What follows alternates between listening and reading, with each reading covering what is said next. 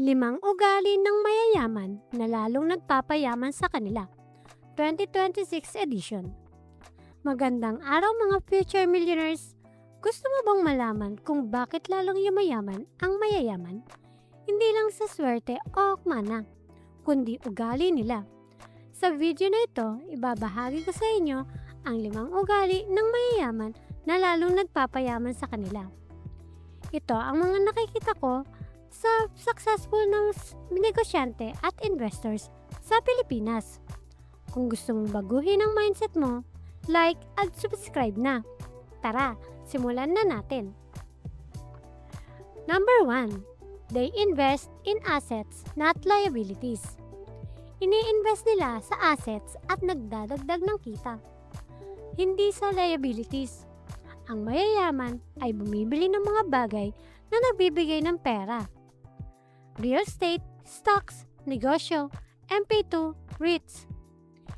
Hindi nila inuubos ang pera sa mamahaling sasakyan o gadget na bumababa ang halaga.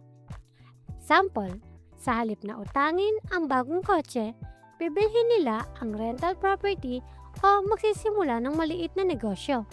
Result, money works for them. Simulan mo to sa maliit. Mag-ipon at mag-invest kahit 1,000 kada buwan. Number 2. They continuously learn at adapt. Patuloy sila nag-aaral at nag-a-adapt. Hindi tumitigil ang mayayaman sa pagkatuto. Nagbabasa sila ng books, nanonood ng documentaries, at sumasali sa masterminds. Alam nila na ang knowledge ay power. Ugali na dapat gayahin. Maglaan ng oras araw-araw para matuto tungkol sa finance, marketing, at negosyo. Ang isang bagong skill ay pwedeng magdagdag ng malaking kita sa buhay mo. Number 3.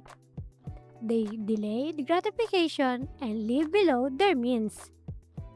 They delay gratification at namumuhay ng simple. Kahit may pera na, hindi sila sumasabay sa uso. Namumuhay sila below their means para ma-maximize ang savings at investments. Bakit ito nagpapayaman? Dahil sa compound effect. Ang pera na hindi ginagastos ay tumutubo ng mabilis. Maraming milyonaryo na simple lang ang lifestyle pero malaki ang net worth. Number 4. They build strong networks and give value first. Hindi sila selfish. Tinutulungan nila ang iba, nagbibigay ng advice at nagko-connect ng tao. Kapag kailangan nila ng tulong, madali itong dumarating. Ugali, mag-post ng helpful content, mag-attend ng business events at maging genuine. Ang network ay isa sa pinakamalaking assets ng mayaman. Number 5. They take calculated risk and act consistently.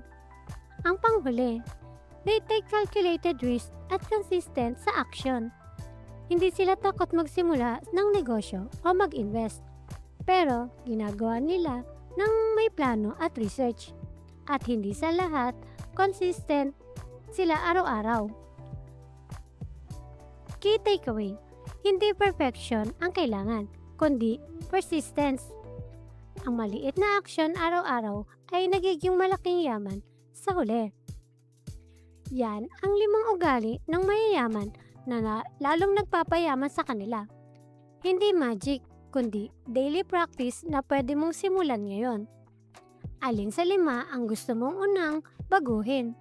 Comment below at i-share ang plano mo. I-like at subscribe, share ang video sa mga gustong umangat din.